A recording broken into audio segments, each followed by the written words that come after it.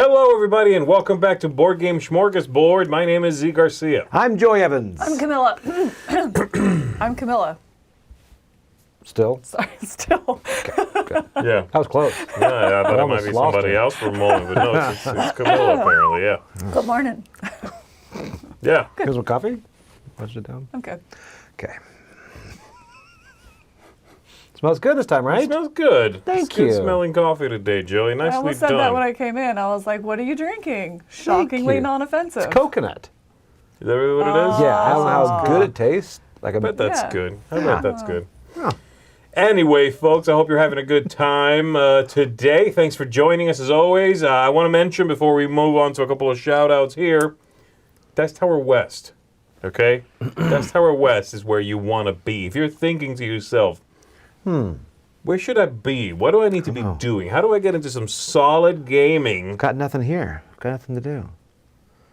Dice Tower West is what you want to check out, okay? Come out, join us in Vegas, for some fantastic gaming, some entertainment, and just a good old time. Yep. So check that out if you want to get some tickets. They're on sale. And we do have a shout-out, so why don't you go ahead and do some shout-outs? Oh my God. Go ahead. Yes, shout outs from our Kickstarter supporters. Thank you guys so much for your support so that we can run the channel and bring you this content. So Jeff, who is actually one of our contributors, the tabletop technician, thank you. Paul O'Shea, we appreciate your support and watching. O'Shea. What? O'Shea. O'Shea. Yeah, that's what I said. Yep. We're getting O'Shea. close today. What are you talking about? Matt and Sam Taylor. So thank you. Peter Mulholt. I ain't trying. Somebody Mulholt. say me. Mulholt, is that a common Mulholt. last name? I'm just If repeating it was what she Mulholt, says. how would you spell it? M-O-L... Moeholt. Moel. M-O-E-L. Peter, thank you. And Tyson. Tyson, I can say. I got Tyson. that one. You know? Nailed that one. Yeah. 80s taught us that. Thank you guys again for your support on the Kickstarter. We really appreciate and thanks for watching. Absolutely, everybody, and thanks everybody in the chat for watching. We apologize for anything Mike DeLisio might or might not say while he's in the chat. He gets around the band every time. Every Alrighty. time. What's this guy do? You I have no idea. Besides being our chat. Harass. Yeah. Let's go ahead and get into some news, folks. Now.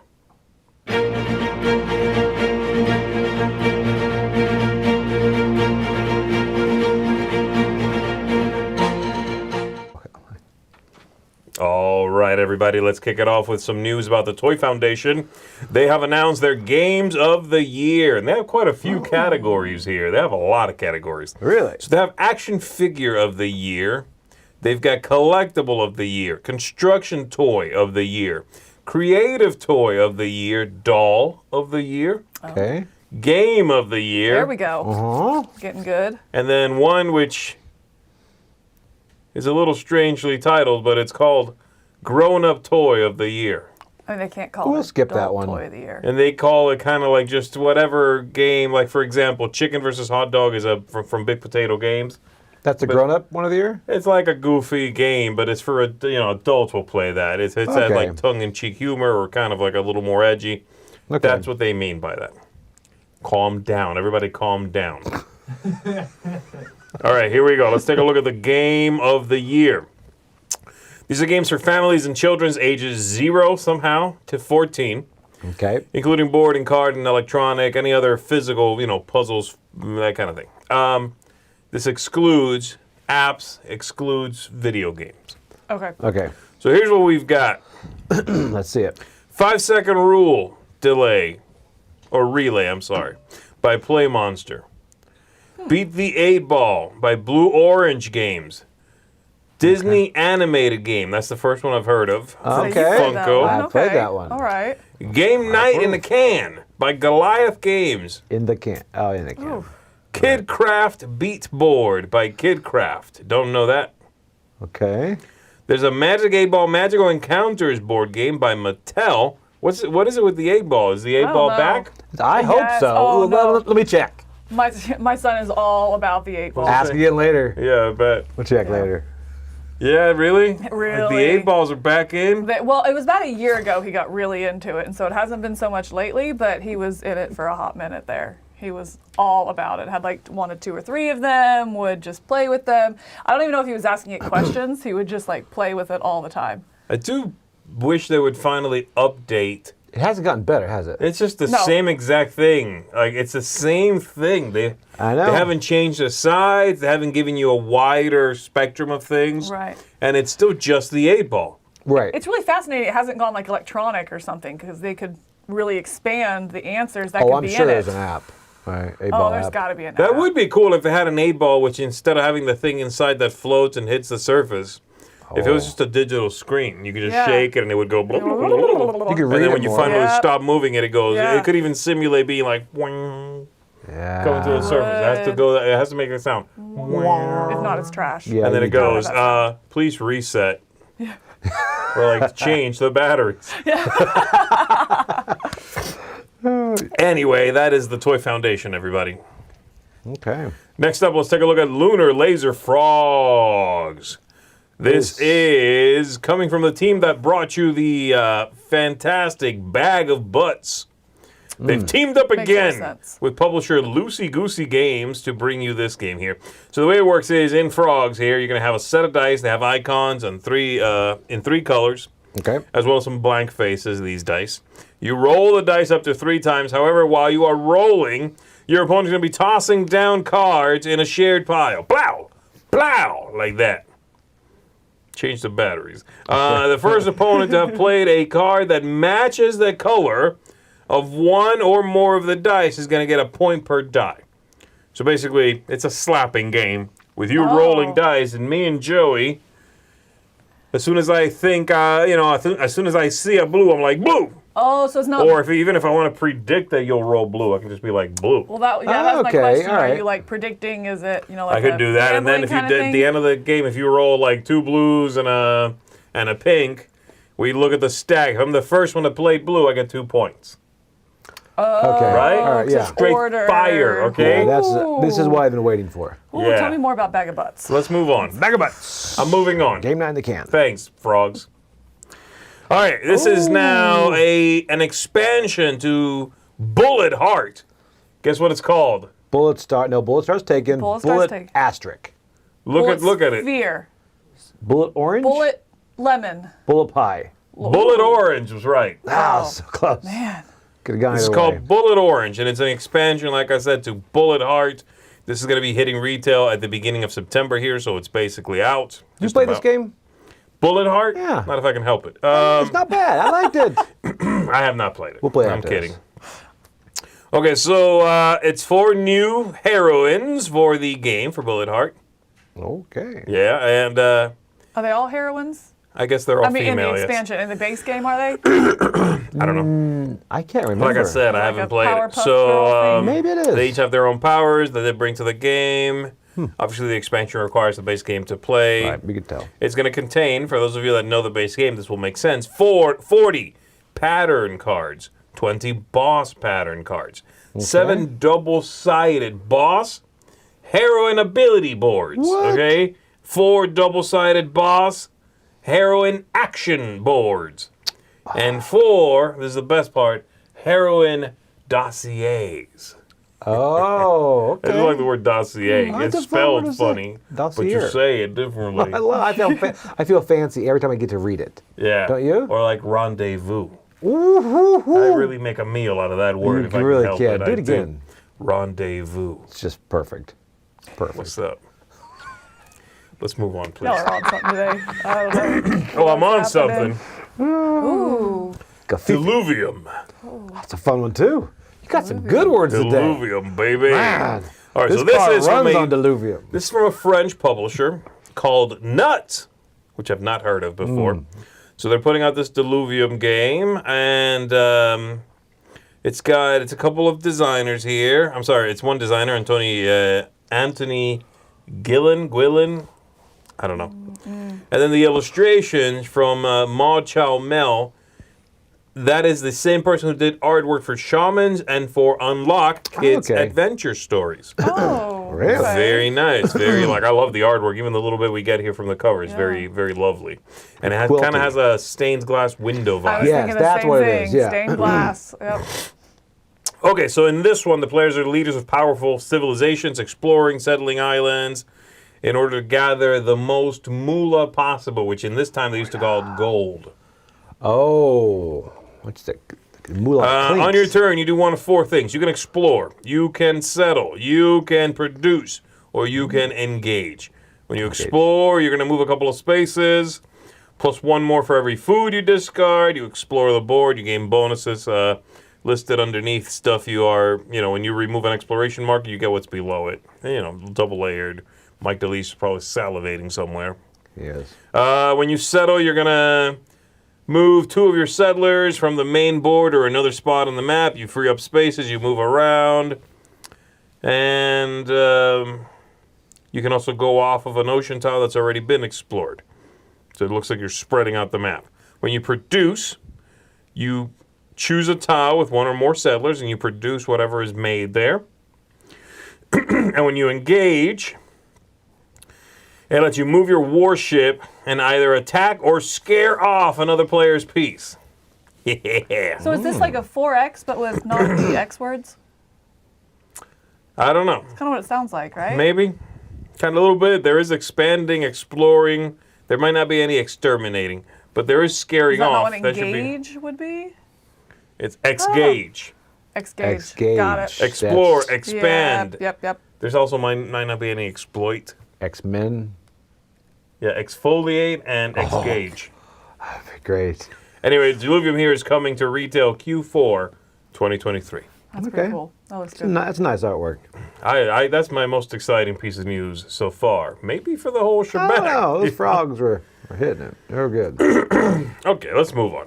We're taking a look at Robo Alarm. Spoke too Last soon. Why am I doing this on. to myself? I'm on the internet. You got to zoom in on that bottom corner. That's fantastic, by the way. You like that? I like that a lot. Oh. That's That's straight terror. Look at that. Look at that. yeah. Oh, that's If I'm not, that's There it great. is. Yes. That's great. Yep. Say no more. Uh-huh. Let the nightmares never stop. That's that one eye if pointing I'm not down. mistaken, that is a picture of someone playing this game. I assume so. Right? Yeah, Like- I have Just to assume keeps so. getting better. Yes. Yeah, so the way this works is, it's a real-time game. The game is 3 minutes, and there are burglars trying to break in and steal some artwork, I think it is, and this robot thing is guarding the museum, or the gallery, whatever. So, you're stealing valuable pieces of art from the museum. They do call it a museum. And then jump into some getaway cars. You have those 3 minutes. You choose your playing area, which could be a single room if you want to, your home, backyard, whatever. You play in a real space is the idea. You play like IRL. IRL, okay? That IRL. means in real life, kids, for those of you that don't know. Wow. Let me see. Each treasure has a number of persons required to transport it, so you put this stuff around, They have to be transported. You can go and pick it up on your own, or you might need somebody else to come and, grab the thing and move it together, because I guess it's supposed to be heavy. This Robo guy is going to be trying to catch you. Apparently, this mask thing, from what I understood, I don't know if this is right or not, but apparently it only will let you see every couple seconds. Really? So I'm guessing it's like a thing that's covering your eyes, and every couple of seconds, every few seconds, it'll go, I'm guessing, and then you get like a snapshot of what's happening, and you can, I guess, you're like, oh, you're over there. And then you run over there until you see again, and then they're gone, but they're over there, and then you move Right. over there. Hit the coffee That's kind table. of what I understood when I was talking with Corey about this on Monday doing the podcast or whatever. The news podcast. The news podcast, yes, thank Dice you. Tower Now. Dice Tower Now. You're not Thank listening you. to Dice Tower Now? Listen to Dice Tower Now. Check Right out now. Dice Tower Now. Yes. Right That's now. what he was saying. It was supposed Later. to, this game was kind of inspired by the Squid Games. I guess there's one of the games on there where they can only see every few seconds or something like that. I don't know. But anyway, so this mask remember does that one. black it Oh, out, yeah. and you can only see every few seconds. And so if they catch you, then they catch the burglars. So the burglars are trying to, like you said, get all this stuff around, but they're just getting these snapshots of time, and seems they're awesome. moving around blindly. It sounds like completely dangerous, and I'm completely there for it. Yeah. I know. I love that. 100%. I have too many Yes. coffee tables for this. I'll have some sort of like glass Yes. bridge we have to play on. Oh, you're going full Squid Game. I'm all in on the squid. Wow. Okay. This sounds pretty cool. It looked like from that cover, I'm like, oh, it's some silly little game, you know? It could be better than the other Squid Games game. This But would be a good live stream, right? if we could do it outside or something, like somewhere that's not In the dangerous, street? yeah. Oh, yeah, In the street, backyard? yeah, definitely in the Yeah, street. yeah, yeah. on the- Good That's call, where he's Joey. going. Do it on the highway. Yeah, you can be the robot. All right, here we go, guys. Next up, we are taking a look at Grand Austria Hotel.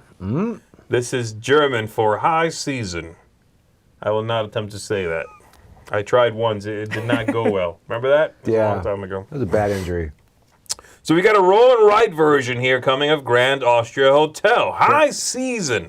It's designed by the original designers, and now they also have a third designer jumping in, Ryan Hendrickson, who is a co-designer on Pirates of Maracaibo that we just spoke about Yep. last week. So in this one, you're going to be rolling dice. You're going to be drafting them in order to prepare hotel rooms, hire staff, have food and drink prepared, and have that on hand. Basically, take care of the customers. Okay. And keep them happy, keep them at your hotel. So it's the same idea as Grand Austria Hotel in a roll and ride version here. This is going to be available in Europe this fall, so it's now, right? I mean, isn't the Right. fall kind of about to wrap up? Be ready But by there high is no season. word yet as to when this is coming to the U.S. or if you'll have to say it in German when you indeed want to refer to it. I won't. I won't be saying high season. Okay? Yeah, same But here. you do you, boo.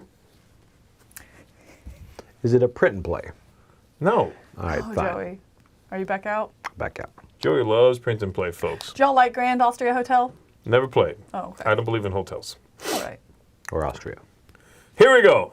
Let's talk about Tucana Builders, okay? The Trails of Pretty. Tucana is a roll and write. It's technically a flip and write. Okay, X and right. Yeah. An X and right, yeah. In which you are making connections of different things on this island. Well, we got a follow up, baby. Tucana What? Builders, okay? Oh. In Is this it one, flipping right? this one sounds kind of, sort of like a flip and right, also. Okay. So in this one, you're trying to make the most points after 2 rounds. And each round is 12 turns. The leader, whoever it is going to turn over the top card of the terrain deck. And they announce what it is. Mountains, desert, whatever. Then in order, the players are going to draw and play the top card from the common deck in any orientation so that it touches the announced terrain type. And at the end of the round, your score for connecting your little huts, your little colored huts, to the matching colored little animals in this map. Little toucan fellas, they're always Yeah. matched. They match everything. I think they're wild. So if you trace a path from one of your, I don't know, red huts to another red hut, and you touch the matching little red fish and 2 toucans or whatever, that's 3 points. Okay. That you crossed. So that's what you get. Interesting. Then you do the same thing for the other colors. You're going to do the same thing for red, for blue, and for yellow huts, I guess is the 3 colors they have. And at the end of 2 rounds, then whoever has the most points is the winner. This one is one that, and they show you at the bottom there, that map, kind of like the different types of connections. If you see, Oh, yeah. it's like a weird bunch of little, squigglies. Uh-huh. I don't know. I like Trails of Tucana. I gotta see this one and see how it works. I'm intrigued because the designers are generally the same people. There's a Yeah. new artist here that's helping them with some new artwork, but I think the designers are all the same.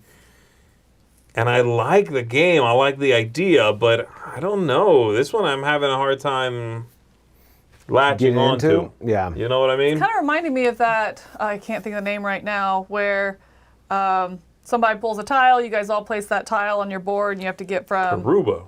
Karuba, yeah. It's kind of like reminding me of that almost. What you were explaining, like trying to connect the two together. Yeah. Which I really like that game. So anyway, I don't know. I think it's interesting. Tiling. No, the time. Definitely would try it. Game time on it, do they? Probably 30, 45 minutes. Shorter game, probably. Nice. The original, this one? Yeah. I don't know. The original's pretty quick, yeah. It's a really good little flipping, right? You never played it? No, I haven't. Yeah, Trolls is kind of solid. I'll show it to you one of these days. All right. I'm up for that. Sucker. He's not going to do it. Never. Let's talk about Italy, baby. What? Dolcissima vita. That's good. How would I nail That it? was, You really did. This one is from Spielworks. And they're working on what is known as an Italian trilogy. Okay, if you've never had an Italian trilogy, it's really good. Okay, so it's bread, toasted or not toasted, it's up to you. Mm-hmm. You got ham, okay? Good sweet ham. Okay, okay. Okay, like a honey ham? Yeah, like a cheese, queso.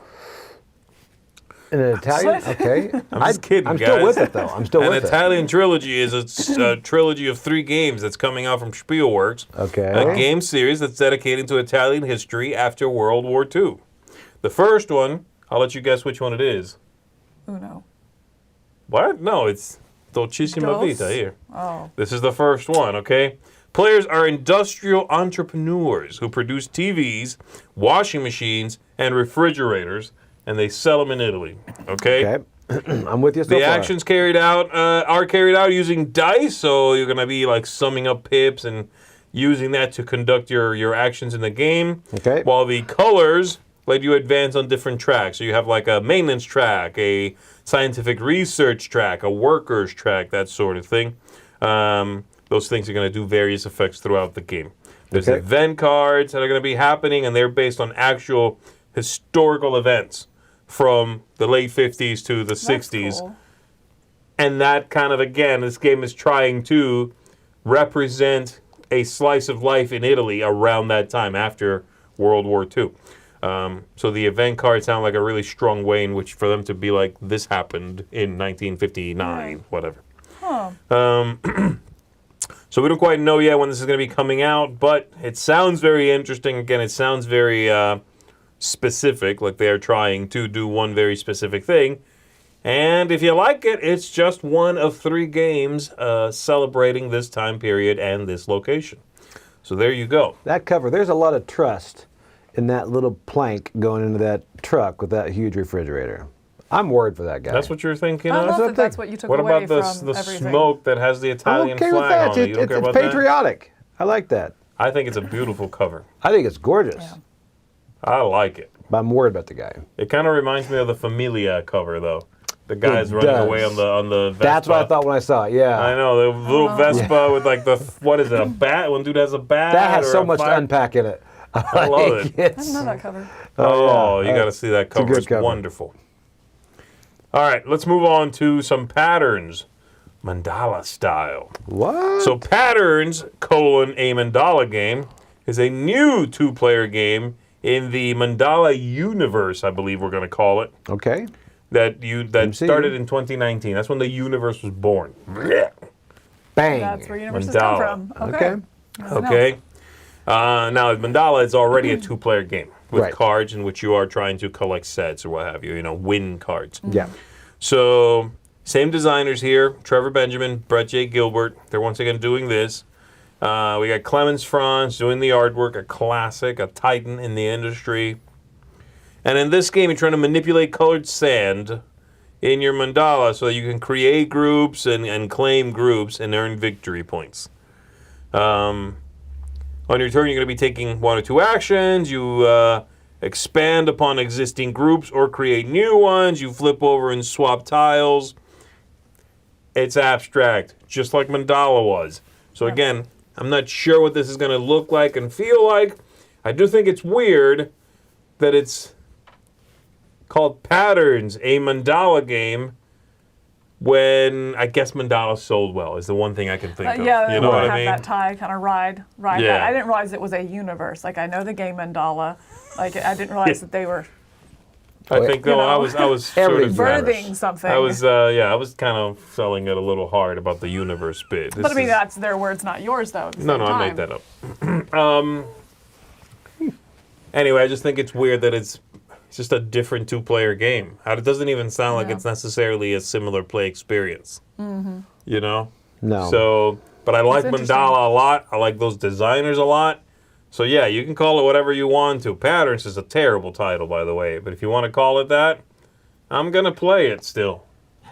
I'm going to try it. Feels more like a description than a title. You I know. Like, I'm like, Yeah. ooh. They have another one after this one. It's a trilogy. It's called Cards. Oh, I can't wait for that one. Yeah. What does it use? Dice or? It's a dice game. It's a Is it? roll and write. Yeah. Okay, I like that. I'll try it. All right, here we go, folks. Next up, talking about dice and rolling and doing There it things. is. Yeah. Okay? This one? We're going to be talking about writing and Knizia now for a while. You know why? Because Mike DeLisio exists in this true. universe. Only this So one. Schmidt Spiele is launching a new series Kniffle. that is called For One. And it is games for one player. And there's a bunch of writing your Knizia stuff, baby. I mean, if you like your Knizia, hang on. What? We're coming at you with a bunch of it. So this one here is a solitaire version of, I don't know how you say this. Kniffle? Kniffle. Kniffle? It's basically Yahtzee. Kniffle? Kniffle's Yahtzee. Kniffle. This is a German name for Yahtzee. So it's a solo Yahtzee variant. But it's from Reiner Knizia. You know? Wow. Yeah, okay, I'm all over it. Uh-huh. It has to be good. Mathematically impeccable. Yeah. This is going to have multiple levels of gameplay. You're going to be rolling dice. You have a total of 17 of these dice.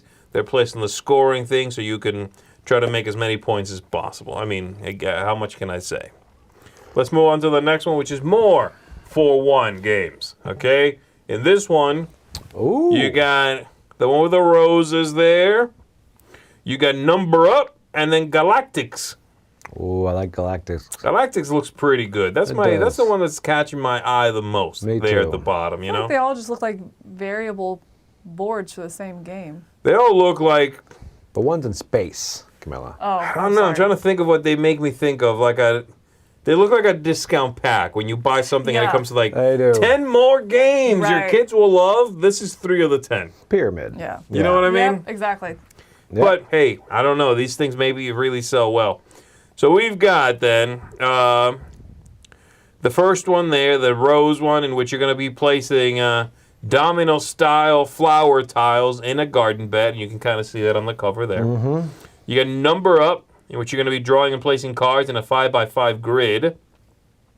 And then you got Galactics, which is you use your rockets and you move up and down. You move down on these paths, and you're trying to get as far as possible on the paths. Okay. Mm-hmm. So each round you're gonna roll 5 space die in that one. You use the Space die. rocket components and a star color, and you put the little hazards and black holes and forbidden zones so that you can kind of bypass them, I think. Oh, I like that. It seems cute. I like that one the best for sure. Like I said, it looks the most interesting. And these are all solitaire games, so that's pretty cool. If nothing else, they all look like they're easy to set up, easy to play, and that's like my favorite thing about a solitaire game. Like I don't want to. Right. If it's solo, I want something. Cascadia, for example, I take it out, I open the box, and you pretty much start playing. Yeah. Yeah. You know, I do like that about all 4 of those. And I do like that they all look like they're part of a series. I Yeah. appreciate that. Yeah. I like when a series looks not so close, like the games don't look so close that you're not even sure which is which or if they're Right. expansions for each Right. other. But they also share some visual language that you're like, oh, these are a little series of games. Oh, 4-1. Oh, and the little banner at the bottom. And the Schmidt Spiele logo. Okay, cute. These go Yeah. together. It's similar box sizes, hopefully. I assume they're the same box Yeah. size for all of them. They better be. That's the thing. Anyway, one more piece of Knizia news here. We are taking a look at The Office. This is a roll and write from The Good Doctor, and this is from Treffle. We don't get enough Treffle news. I like that publisher. So this is also a game which has dice in it. This is going to be a roll and write for 2 to 4 players. This is going to be available at Spiel at Essen 2023, so fairly soon here. Wow. And in this game, you're going to be rolling dice. You roll 5, you choose a result, and you assign that result to a member of your team, and that's what that sheet represents there. All your lackeys and ne'er-do-wells. Is that a thing? Ne'er-do-wells? I think it is. Duels? Ne'er-do-wellers. Wellers, I think that's it. Ooh, that's even better. Yeah, you got Yeah, it. right? You got I it the think second so. one. Let's go with Yeah. that. The active player is going to choose one result from the roll that becomes unavailable to the other players, and then you need to, consider kind of like how you manage your team and how you score victory points so that you can win the title of, Boss of the Year. Oh. The year? Yeah, the year. The whole year. Not the month. Just know the year, like the whole year. This is incredible. Mm-hmm. Is there a At the plaque? office. Has there ever been a more interesting theme in board gaming? I don't think so. I think not. If they put this office in space, I mean, My head would explode. no other game should exist. Office in space, at the space office. Whew. You need to stop. I'm getting too excited. Okay, well, we're going to move on real quick then. All we need to look at now is one more Rhino Knizia game. What? Hello! Wow. He's Hey! Is he sponsoring this? a huge year. Now, this one, to be fair, is a reprint, okay? Just keep doing that. This is from the same publisher we just talked about, Treffle. This is a reprint of, the game is called The Sea Merchants here, which is the latest edition of a game that came out in 2007. Okay. It's got some years. And it's been printed under a bunch of different titles. The one I've played was one that came out in English called Merchants. Just called Merchants. Okay. No C. Yeah. No The Sea Merchants. Just Much less Merchants. boring. And the way it works is you're trying to make as much money as possible. You try to get the right goods, try to earn money, da-da-da-da-da. You start out, you put out 6 goods in a demand row. They come in different colors. And the more cards of a color are on the display, the more that good is in demand. Okay. Each player is going to get a hand of 3 goods, and you get a couple of ships. And each turn, you place a goods cube of your choice on a ship. And then you place a goods cube on your other ship. You have 2 actions. You exchange a cube on one of your ships with a different color, or you buy a special card, or you pass. There's a lot of stuff here. The costs for ships, a bunch of stuff. Anyway, I've played this game. It mega sucks. Oh. How do you feel about it, though? Do you It like it? super Really? sucks. Merchants is an atrocious piece of garbage. Is that on the box cover? I don't think so. It just said Merchants. Okay. The From the new back. one, though, might be great.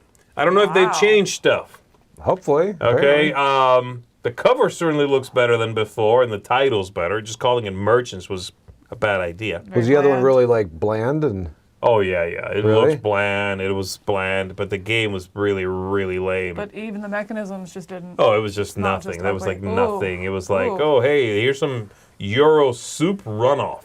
Really? Ooh. That's kind of what it was. I don't like the runoff. Gross. So hopefully this is better. And again, already, just from looking at this cover, already they put more effort into this production. Because that's a nice looking cover. It is. Is Yeah, it boring? it is. Yeah, it's boring. It's again the old trope of like, mean- I'm selling what's in this bag, friend. Yeah. You got the Dos Equis guy up there. I trying to- know. It's like Look at this guy, man. it's most interesting I game in don't the world. always trade with merchants, but when I do, I do it at sea. Yeah. Anyway, hopefully it's good, but it doesn't matter because you know what? Mike DeLisio is going to be Mike DeLisio. He really will. That's how he does It's it. seamless. It looked Oh like my it's actually gosh. in the drawing. It does. That The was picture. well done. Folks. It's amazing. Mike. Yeah. It's really amazing. That's it. Anyway, folks, that is the news.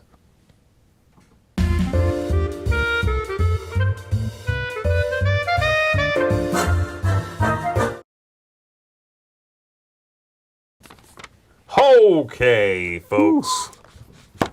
Let's talk top 3, everybody. Top Yes, 3. yes. So we're doing top 3 All the goodies.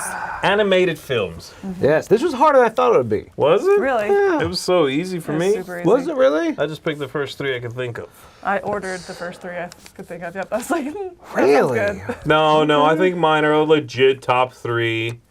I might be forgetting 1 or 2 that I doubt you guys will say, but like somebody might say, and I'll be like, that could have been in my top 3. You know what I mean? I thought that the same thing. I was like, well, if you mention it, I'll be like, oh yeah, that could have been. But at the end of the Right. day, these are the first 3 that I came to. That immediately I was like, oh, top 3, bam, bam, bam. These came to mind really quick. I And because looked- of that, I'm like, that is a top 3. It's the ones I think of when I think about this category. I haven't looked up. I realize I do not do anime, so I realize I'm probably missing a lot of stuff as far as that goes. Wait, is this anime or animated? Well, I guess it's Anime animated. is animated. Yeah. Well, so I know was that, like, but it's not. No. Okay, I'm maybe saying I there's a did lot it of animated I don't do anime animated. that people are like, these are great. I haven't seen those. I've seen a couple of them. They're very good. They're not in my top 3, but Animes? some are very good. Yeah, like Spirited Away would be the closest one to make it. So I think Spirited Away Howl's is a Moving Castle, obviously. I don't know. Howl's Moving I haven't Castle, seen yeah. it. Yeah, Spirited heard of Away these. is an amazing, really cool, incredibly well animated, and just sort of distinct film. It's Okay. not in my top 3, but I don't know if I've ever seen an anime movie. I don't think so. okay. I don't think any yeah. So, Yeah.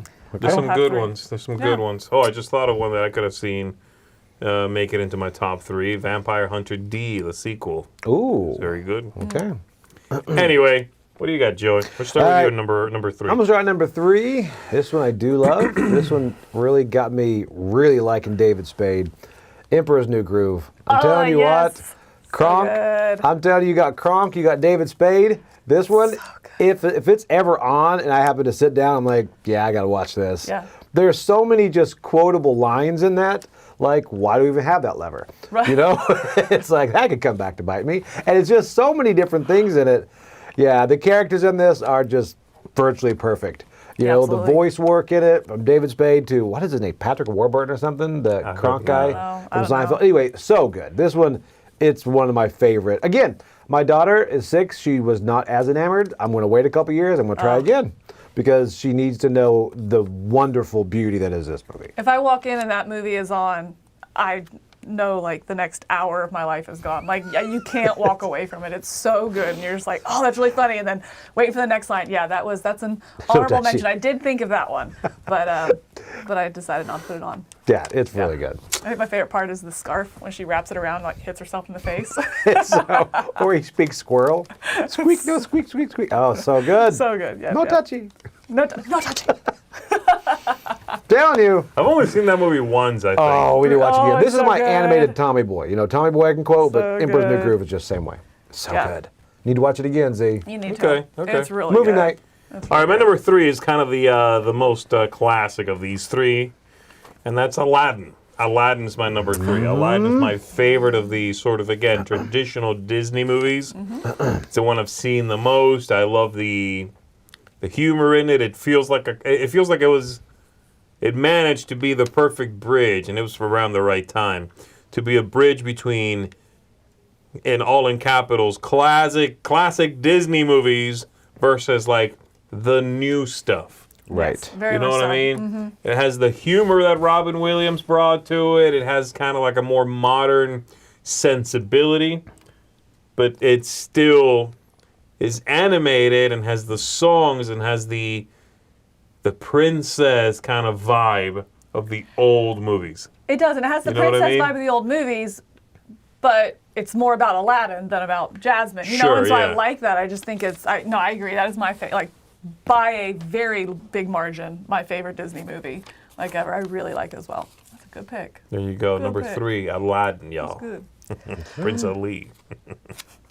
My number 3 is the most cult of my list here, and that is The Nightmare Before Christmas. Ah, this is on It's my short animated, but list. it's claymation. I get that, so it's a little bit maybe cheap. It's but anime. it is. Is it anime? I've seen an anime movie. No, it's not. There you go. It's not. Come back. No, I really like this. I remember, I don't know if it just hit me right when it came out, but I loved the idea, the story behind it, where he has this persona and he's struggling with it, maybe in a rut, and he's trying to branch out into, maybe I need to find something new and go into Christmas, but then the self-realization in the end that, no, this is my skill, this is what I'm good at, and just really kind of going into that, just kind of coming into himself and pulling out of a rut. So I love the story of it, but it's one of those things that's just so incredibly impressive to me, claymation. I don't know if I could be that dedicated to one thing that long, that meticulously.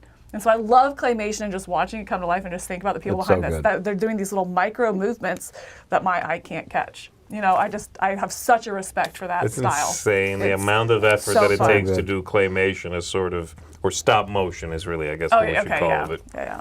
But It's sort of mind-blowing. Yeah. It really it's is. just, I can't. Attention to detail. After a week of work, can you imagine after a week of work, you're like, I shot 3 seconds this week. 3 insane, seconds. I Like, know. that's crazy. Yeah, And then like looking at all the different heads they have for Jack, and having to like switch it out. Like there's just it's a movie that I'm not only just impressed by, and I just find it absolutely fascinating. Totally respect that style, but I really like the stories. I think the songs are really, really iconic. They're It's so like, good. It's a standard like Halloween soundtrack for me, that I listen to, so I really enjoy it. I heard the songs before I ever saw. I was late to watching that. I Okay. heard the songs before. I'm like, that's what this is from. You know? You ever seen Corpse Bride? I have not seen that one. I have. I don't like it as much. That's what I've I heard. found it a little. Okay. Again, I like the Nightmare Before Christmas story as well. Right, yeah. So Yeah, it just that's a kind good of pick. checks all those boxes for me. I really enjoy it. All right, so my number 2 is first crossover, and it is Aladdin. What? I know. Really? I'm like, yeah, You Aladdin. love it? Only because I'll tell you, Wow. Robin Williams' performance in this is brilliant. And the more you read about it, is the fact that it was mostly ad lib.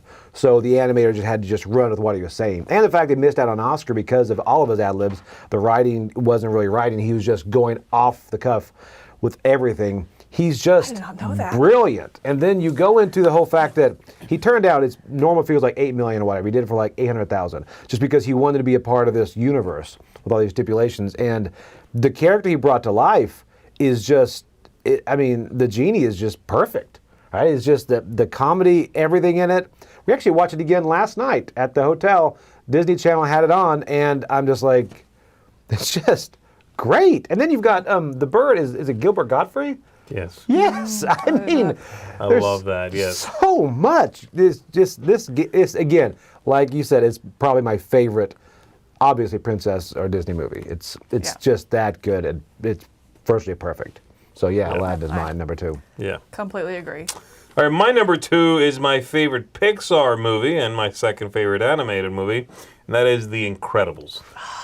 Well, The Incredibles is, again, a great crossover good. between animated movies Yeah. and superhero movies, and I like both of those things very much. Mm-hmm. And the way they did this, the direction, this is a very good director. This is a movie directed by Brad Bird, who then went on to do some of the better Mission Impossible movies, live action Oh, movies. interesting. So it's just incredibly well made. It's action-packed. It is stellar. It has a fantastic way to mix the dynamics of family drama with high-stakes action, with goofy superhero, puns and, like no capes kind of stuff. You know what I mean? Like, all that stuff is great. Yeah. Also, Brad Bird, the director of the movie, who is a man, is the one who voices the Taylor lady. Oh, Really? Edna. Edna, He yeah. does Edna, really? He voices that character. I did not know Oh, that. that's fun. That's neat. That's just him, I guess, having a fun time. So yeah, The Incredibles is fantastic. I And my agree. number 2. It is. Where it is really- my super soup? Yeah, probably my most watched animated movie, actually, I is agree. Incredibles, because I would always be like, because there's so many bad ones that I didn't want to watch with my son. I'm like, hey, how about this one? I really like this one. So I think I've maybe seen it a little Baby bit too much. Jack but is just perfect. it's so good. That's so very good. good. Yeah. So good. My number 2 is How to Train Your Dragon. Yes. So Never good. seen it. Never seen it. We should change Movie night's getting longer. I'm believing dragons. so Okay. Oh. I love good. the humor of this. It's just a perfect match of like that sarcasm. You just see like the salty teenager come to life in this, but not in a distasteful way, in like a very relatable way as he's going through these challenges and again kind of finding himself. I really, really like this a lot. How to Train Your Dragon. It's just one of those that really makes me laugh and also like makes me feel good. Just makes me feel things. You know what I mean? Like agree. you feel bad for him. You go through the journey with him without being emotionally manipulated. And I feel like that's hard for me to find in movies, where it's the right kind of feels. It does And- give you the good feels. Like it's like this little love story between the dragon and the boy and all that. But then this dragon can just kick tail, When it Yeah, wants yeah. to fight, this dragon is the dragon. It can beat any other dragon or Right. anything. And it's like that as a Spoiler kid, alert. you're like, oh, it starts with that. Fire. Straight fire. Straight fire. That's really good. You would like that. Okay, I'll watch it. It's I'll so watch good. it. How to Train Your Dragon. Oh, it's really good. Toothless. There's no sequels or nothing though, right? There You just are. I watch haven't one. watched the Six sequels sequels. yet because There's like six it makes me sequels. really I don't nervous know. because I They know made it. Didn't they make a bunch of sequels? They really To be did. fair, they've made a bunch. Like they made Aladdin sequels. They did. They There's did. like 3 more or 2 more. yeah. I'm not watching that stuff. I feel like it's going to spoil the first one for me. Well, I've reading. I don't trust that stuff. I've seen them, and I'll say it didn't spoil it, but it did kind of dampen it a little bit. Yeah, It's like, they so were stick to the funded first. by Walmart. Enjoy the end. Second one didn't have Robin Williams. Third one did. That's Aladdin. weird, really. Yeah, Yes. because he was upset because they were supposed to use him for marketing, and they did. So Yeah. he's like done with Disney for a while. Then the new CEO apologized. He's like, okay, I'll help you the third one. And nobody at that point had watched it. But Yeah. Okay. I well. have heard How to Train Your Dragons. The sequels are really, really good. I've heard that too. I just haven't watched them because I know, spoiler, a character dies in one of them, and I struggle with that. Is and it a so dragon? I'm like, no. Okay. Does he die? I'm What? just kidding. I have no idea. I can't imagine. He's not seen it. I haven't seen it. I haven't seen any of them. Just kidding. I really hope it's Is not. it DreamWorks? It's DreamWorks, right? I don't know. I don't know. I just think those smaller, if those smaller, I guess, publishing companies come out with a hit like this, they're going to make sequels. Yeah, DreamWorks and is they're tiny. Yeah. going to do it quick. You know, so. Yeah. So anyway, How to Train Your Dragon, fantastic. All right. Love it. Okay. I'm so excited you'll watch it. I want to watch it. Okay. be great. I watch it a lot. There's a lot of good ones going in the comments too. Some I haven't seen. I know. I know some I have seen. I'm like, oof. My that's number right. one Yeah. actually has been mentioned at Has this it? point. All right, Mine it is in has. that. Mine has as well. All right, my number one was a surprise to me, and it was one that Has it been mentioned?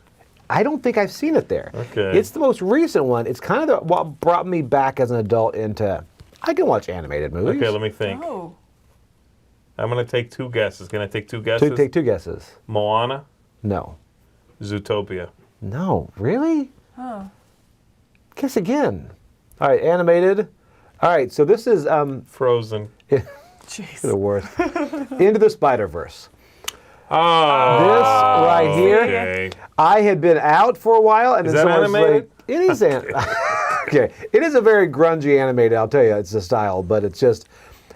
Didn't watch animated stuff for a while, and had all these adults saying, "You got to watch it. You got to watch it," and I watched it, and it was good. It was good. Even my daughter loved it. The new one was great too. So I'm really putting them both under this umbrella. I'm cheating, but I think it's really, really well done.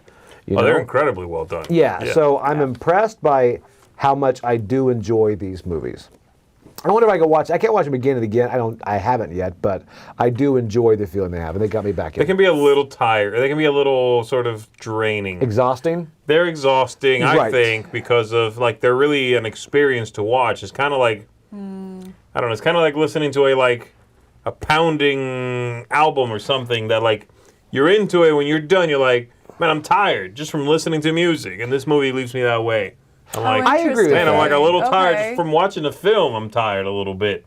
Yeah. You know, they are an assault on the senses. That is There's what a can lot to tire your Totally senses. see that because you know it's what I just mean? bam, bam, bam, bam, bam. When other movies, I can say some are just relaxing. I think that's why I haven't really repeated those watches with this one as much. I think so. And I mean, this is my number one as well, so I'll just jump into the Really? conversation right here. Okay. Yeah, that's why when you said it as an adult, it made you think I can enjoy animated. I was like, oh, I wonder if it's the same as mine. I didn't speak up, so it is, yeah. But what I love about it is I do feel like it is all that. It has a fantastic soundtrack. It's visually stunning. But for me, it works. I think it is I find it inspiring, and it's one of the few animated films that I feel like I really get sucked into. Right. You know, you're getting this complete picture of the world, and I feel like it is a artistic masterpiece. I mean, you can pause the movie at any point, and it looks like a poster I'd hang on the wall. Well, that's funny. It And I says love there that. every frame could be a screensaver. Oh, did they say that? Oh, Yeah, and yes, that's Chad, true. I Said agree. that. Yeah. That's really funny. I true. didn't see that. Yeah, it really is. I mean, you can pause it at any point, and I just get lost in that and just seeing this and just trying to see the individual pictures and I just get sucked into it. I feel like I'm Yeah. being sucked into this Spider-Verse as well at the same time. And the music is fantastic. Again, probably one of my most listened to soundtracks, and both soundtrack and the score.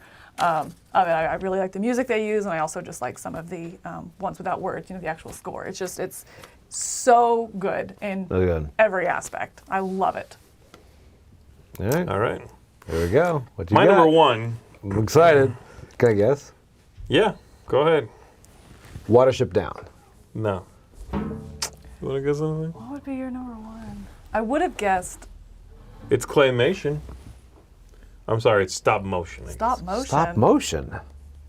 And not Nightmare Before Christmas. James and the Giant. No, that was. Is it Nightmare Before Christmas? That wasn't No. No. James and the Giant Peach, no. I was It saying actually, that- somebody did What's mention it stop a little. motion? Anyway, Yeah, stop motion is the same thing, clay animated yeah, stuff, yeah. you know what I mean? Same thing. But this one is Wallace and Gromit. I was trying to think of that. my The Really? Curse of the Were-Rabbit. Oh Were my Rabbit. goodness. Oh, Okay. I love this film so much. It's so Oh. good. Think of it. Oh, It's so hilarious. Good It choice. is just packed. I mean, like, Okay. Yes. Gromit is just so funny. Everything. He's like, you know, you watch him and you're like, you can feel Oh. every little twitch of the eyebrow or every little face he Yes. makes. You're like, I get you, buddy. You know what I mean? Yeah. Like everything. Oh. You feel That's, everything. that was pure good. claymation. I mean, that one, you can feel the clay by You can watching see it. the Yeah. fingerprints It's like- every now and Yeah. then. Yeah, that's what, that one, That's legit, You're you right. know? it is. It nails And that it is humor, though. so funny. It's very British humor in many ways, but it is so Yeah. good. And there's so many scenes in that I still remember to this day, just like belly laughing when I saw him the first time. You know what I mean? Like I when gotta he's see that vacuuming up the again. rabbits and stuff, and he sucks the guy's toupee up. And the guy loses it. So good. And Wallace is just like, the Yes. guy's like, Yeah. I'd like to pay. The guy's like, oh, it's all right. You don't have to pay, sir. All that stuff. The guy's like, hair, idiot. He's like, no, these are rabbits, not hairs. And all that stuff is like Yeah. just so hilarious. Oh, that's good. I don't know. The old guy, yeah, that old guy from that is like, beware the moon. That guy, he gets it coordinate. Anyway, yeah, Wallace and Gromit, Curse of the Were-Rabbit is fantastic. I need to go back and watch that again. My son, I remember watching it. The only thing, I remember little bits and pieces, but my one takeaway from it was I watched it with my son. I think he was probably too young, and he did not like it. And I remember that being like really sad to me because I was like, oh, I like that so much. I'm probably not going to see it again. And I haven't seen it since Which? then. The Wallace and Gromit. And so, because he just didn't care for it. So, Yeah. I need to go back and It's watch like- it again. It's kind of an animated film for adults. It really Yeah. is. It Like is. it's It not. is. Yeah. Kids are gonna look at it and not get the humor. It's maybe too subtle. At least American kids. Right. It's not a great kids movie. Again, I think it's more when you're a little bit older and you get the Yeah. humor, you get the way Yeah. they did this. You can just kind of get into it a little more. So Right. yeah, that's my number one there. Curse of the Were-Rabbit. There we go. Yep. And some of the comments had something like Watership Down was on there. I think The Hobbit. Watership Down was rough. There's a lot of there's a lot of good ones there. And again, we didn't do any anime, but there's a ton of great anime stuff. Akira, Right. I've seen many of you mention Akira. Yeah, I saw absolute a lot of people classic. say that. Is that anime? It's good. That's Or is that- anime. oh, It's like okay. a giant. It's like incredibly classic anime. Got it. Spirited Okay. Away, I mentioned, and somebody else Yep. mentioned. Grave of the Fireflies, somebody Yeah. mentioned. Was that anime? That's anime. Okay. I've seen that mentioned before. So yeah, there's quite a bit. So absolutely. All right, folks, let's move on. Hi, I'm Anne from Game Like a Mother. I specialize in games that can be played in 20 minutes or less, and I very much enjoy a nice little card game. And a game that got a lot of buzz in the last year or so was Scout. Scout is fantastic. I enjoy it thoroughly. But there is a new game I've been playing that fits sort of the same niche in my collection, but is a bit more family friendly or easier for people who haven't played a lot of card games to do well at. First of all, if you haven't played Scout, the premise of the game is it's a ladder climbing game in which you have to play cards out that beat what other people have already played out in the center of the table. So it's not like a standard trick-taking game, it's ladder climbing. And the trick to it is you are all dealt a hand of cards, but you are not allowed to reorganize the cards in your hand. When you pick them up, that's the order that they have to be when you're going to be playing them out. But the cards are two-sided. So if you like at the beginning of each hand, you look at your cards and then you carefully turn your whole hand over and you look at a different set of numbers on the bottom side of the cards and you decide which side you want to play with for the hand. And then once you've decided, you're getting to play cards out, but if you want to play a pair, they have to be right by each other in your hand. And so you play a pair of cards out on a round, and if it you play like a pair of 2s, and then you would a 3 on one side of it, and then a 4 and a 5 on the other side. Now, by playing those 2s, you've brought those cards together, and now you have a run that you'd be able to play at a future time. Another key part of the game is scouting. If somebody's played something out into the center, instead of playing on top of that, you have the choice to scout one of the cards. You can pick one of the end cards off and insert it into your hand, and that can be a really great way to create big runs or nice sets of the same number. And the game is great. I love the game. It's one of my go-tos with my husband and my parents who have played a lot of card games, so this just all comes really naturally to them. A few problems for the game if you're playing with people that the whole concept of this type of card game is new to them. It can be a bit confusing with the two-sided cards. You constantly have to declare what you're playing out, especially with the single cards. You say, this is a 9, because there's a different number on the other side of the card. And if somebody's sitting across from you at the table, they're seeing it upside down. So that can be a little bit tricky. And the being able to scout well and finesse your hand and be able to play out the cards in the most efficient manner, it becomes apparent really quickly who the more experienced card players are in your group because they will do better at the game. So we have recently started playing Reign of Dragoness by Grandpa Beck. It came out in 2022. It is another ladder climbing game with a great theme. Yay, dragons. And it accomplishes a lot of what Scout does, but what you have to do for the game is just a bit simpler. And so it seems like people who aren't as experienced with card games can be much more successful with this game. But I, as a person who play a lot of card games, still thoroughly enjoy it and feel like I'm getting to make interesting strategic decisions. You're dealt out a hand of cards and you're trying to be the first to play all of your cards, but you have to follow the pattern of whatever has been played out. So if you have a hand where you say, oh, great, I have all these big sets and I have these really good runs, but whoever's in the lead is playing out single cards, you have to decide, oh, do I want to break up some of my really good sets or runs in my hand so I can try to get in the lead? Or do I just hold tight and wait and hopefully somebody will play something that then I can play one of my big things, my big sets or runs on and get in the lead and win?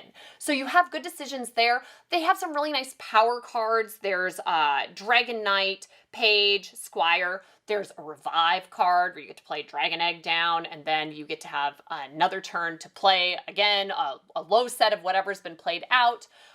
There are different clans of the dragons, so that's a tiebreaker if somebody plays a single card out, but you have the same number and your card has more jewels on the side, then you get to play it. So there's fun, interesting things still happening in the game, and they have standard rules, advanced rules. Once you've played it a bit, you can level up the play and have more going on. So it's a nice little card game, all of the fun of Scout, but just I can play this with my 8-year-old son and he can fully manage the strategy on his own and be in it, and I don't know if I'm going to beat him or not because he's able to handle what we're doing in the game, which is what you want. So that's it for me today.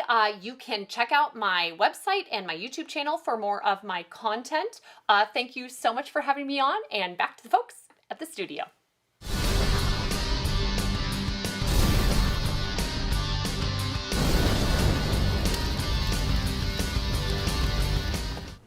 All right, everybody. In our discussion today, we are going to be talking about what is the new mass market game. And by that we mean, has that term evolved over the last few years? You know, when we think mass market, especially if you go back, like I said, a decade or so, it is Monopoly, Risk, Backgammon, Scrabble. Stratego, Yahtzee. Scrabble, Yahtzee. Those are the usual suspects. And then you have the ones that are more for kids, right? All of the Game of Life and Candyland. all of that stuff, yeah. okay? We're not going to be doing too many of those because that's a little bit trickier to deal with the kids. But like family games is kind of what we're talking about. So what we've done here, and again, this is sort of going to be a little bit of a free-form discussion, is we are discussing specifically, we're going to be mentioning several things, and we are trying to figure out, are these things now something that we would consider the new normal, the new mass market? Right. Are these things mass market enough to be what mass market is right now? You know what I mean? Right. Mass market acceptable. Yeah, like does it fly, or is it still something that most people look at on the shelf at Target or wherever and go, ooh, that's strange. I'm going to get this new Monopoly Scrabble. You know what I mean? Yeah. Right. Is that still more accepted than these other things, or can they kind of, live on the same shelf, so to speak? Yeah. So we're going to start with some stuff here. I'm going to start with less hard-hitting stuff. Okay. Okay? And the first one is cooperative games. Are cooperative games mass market, as in generally accepted as a normal type of game that is out there and horrify, that kind of thing? Pandemic. I think so, yeah. I think it's still kind of, a lot of people are realizing, I think, more those are out there. But it's funny how many people you play games with are still kind of perplexed by the whole fact that there's no winner. We all win the co-op nature of games. See, I think it's getting less and less, though, because of pandemic, I think, really started it.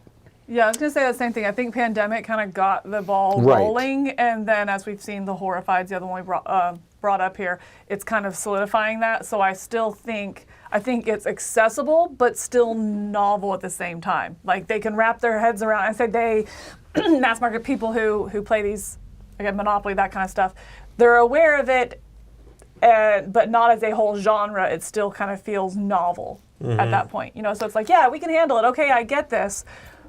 But this is interesting. It's just like Pandemic. That's crazy. There's a second game that does this. That's great, And I do feel like some party games that are now cooperative have also managed to make that idea not seem so alien. Things like Just One. Just One, yeah. Right. Is a party game. No rules, right? Like incredibly easy.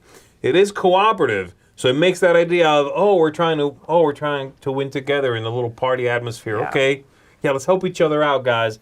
It makes that concept then, when you apply it to a more strategic game, seem less, again, foreign, Yes. Mm-hmm. All right, next up. And I'm picking a number here, but like a $50 price tag at a Target. 50, 60 bucks, whatever. Walking in there and seeing Wingspan for $60 or what have you. Is that generally now the new mass market? Do you think it's pretty accepted to go in there and expect some games are going to be 60 bucks? I think it's a tiered system in a way that they're probably going to start on one they see. They love the sticker 10 million sold, 20 million sold. So many of these mass markets tend to put that on there. Yeah. But if they buy one there and then they start to realize this gaming thing is good. It's better than it used to be. I think they're more likely now to drop that $50 or $60. Like, I don't know what is Catan? What is the normal Catan? Like 30, 40, or is it up to 50? I actually don't know where it is.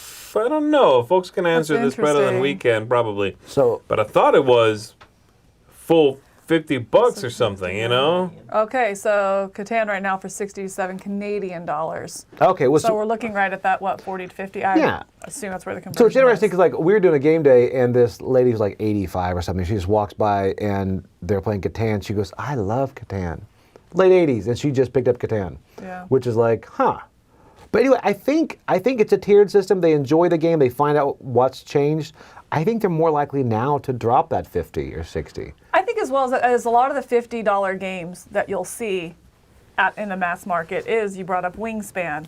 I've seen Everdell in Target. Yes. I've Yeah, and that's, seen Gloomhaven Jaws of the Lion. They have the This is exclusivity wild. That for one's it. crazy. Yeah, that's crazy. But all of these have such great art. So I think it's kind of twofold here. It's either something that draws them in with that, oh, I love Catan, wow, or I know someone who plays it and they got me into it. So they're coming with this own knowledge base, and so spending $50 isn't as much of a gamble because they probably have an idea if they like it or not. Sure. It's a little more comfortable. And I think because of that, it also preps them mentally, $50 to $60. Oh, well, clearly, I mean, look at this artwork. It's gorgeous. They feel like they're getting more bang for the buck in that. kind of thing. So I think the $50, $60 games that they sell mass market look like $50 to $60 games. I agree, and I remember. I remember when I first I was in college, and I went over to someone's house, and they happened to own a copy of Ticket to Ride, the original USA Ticket to Ride. Yeah. And I remember they had it. They were playing. I arrived at this house when they were already set up and playing, and then I were about to play, and I joined. And I distinctly remember thinking to myself, "This is not the same stuff that they make games from." You know what I mean? Okay. Like the board, the cards, the illustrations. I was like, it's like an heirloom edition of something. Really? You know what I mean? Wow. So it's changed that much. Oh yeah, I think so. Huh. I think so. I remember. Again, games, they still might. The really, really cheap mass market stuff, they're just made from like cheap cardboard and paper, and like you have boards that are folded that don't have that connecting strip. So when they fold, they're folding on cloth. It's just paper. You do that a few times, that paper tears. And that's true. Or you got that big like giant, depression in the board. Yeah, I remember that distinctly, just looking at it and going, this is like a different tier of quality, It is. And I think, like you said, if people then realize that and go, yeah, this is worth this much, and that's a little more acceptable, right? I do think it'll make them pause for sure, but they'll maybe look into it. Yeah. And they see that, like you said, that tier. I think a lot of recommendations. a lot of people who are buying these more expensive games at Target or whatever probably learned it from someone, and they just want their own copy anyway. Yeah. And that They're is not big. gambling on a game like this. They're going to go pick one up for themselves. Right. And Yeah. that's kind of the gateway thing, because I know a lot of people like Horrified, was what I mentioned. That is a good one as far as gateway, I think. I think Villainous is a really bad gateway, but it's, because I think it's a bit too complicated for them to learn on their own. But I think Horrified and things like that are great. Like you said, they probably didn't learn it on their own. Yeah, and if they do, yeah. All right, next up, and this one again, I think it's a quicker way to answer here, but it's games that have really nerdy themes, high fantasy, incredibly nerdy stuff, very specific stuff. And my answer is real easy. I think yes, absolutely. That's now way more acceptable with the wave of like Marvel movies that become the most profitable movies ever. People are like all in on geeky, nerdy things now. Well, that is interesting because I wasn't even thinking that. I was thinking like high fantasy and stuff like that. And I was Like like, D&D, the D&D movie did really well, did, and and people you're are seeing that into it. You know what I now, mean? too. That movie that's would true. not have been made with that budget 15 years ago. I know because that's when they made the old D&D movie, which sucked. Right. Maybe more than 15. It's quite a while ago. But so I'm thinking that the really geeky, high fantasy, like nobody looks now at a game on the shelf at Target that is Warhammer 40,000 and blinks anymore. They might not know what that is, but they'll look at it and go, ooh, armored dudes. But it's not nerd. Don't touch that. No. I can't. Yeah. Right. It doesn't And they had a come whole with the D&D stigma. section in that gaming area towards the end at Target, Right. So there's a lot of fantasy stuff in there too. Yeah. So Yeah. I think that's a lot more, I think so too. I don't know, I think that's a lot more accepted now, the sort of, again, just geeky, nerdy things. People are very much more accepting of Well, that. I think there's a little bit of nostalgia coming with it as well. We've kind of seen a lot of Lord of the Rings stuff coming out in Target, Ravensburger, things like that, Yes. being accessible. So yeah, I definitely think that there's some nostalgia coming into it, as well as general geeky things being more acceptable. Okay. And so I think it's branching out into others. And I think people notice also there's like a renaissance of IPs getting better, because before they'd just take an IP, like they have a Haunted Mansion game, which it's fine, it's not great, but it's not just putting Haunted Mansion onto a Monopoly cover. Yes, which they Oh, used to, yeah. that used to be their Yeah. themed games, consistently put them onto existing games. And now they're kind of getting games of their own, or they used to have some weird plastic thing in the middle of the table and just picture a bunch of kids hitting the button. Yes. But now it's evolved to where you've got Haunted Mansion, you've got Thunder Mountain, you've got all these themed games for so many different genres. Right. I think people are seeing. So Spunky here says that Stranger Things helped with that, making geeky things acceptable. I And that's agree. true. That's I agree. one. It's many things, and it's been happening for a while. Even the Lord of the Rings movies, that got Yes. made, and that was a while ago now.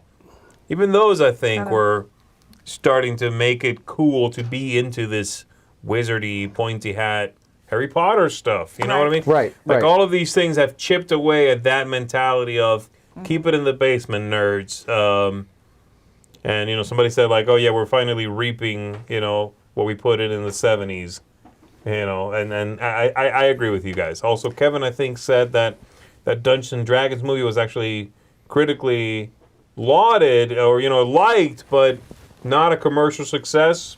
So The new one? I thought it had done really Oh, I well, thought but it I guess did it too. didn't make. Huh. I guess it didn't make that much money. I don't know. Interesting. Yeah, but I do think that door, like you said, has been a slowly opening door.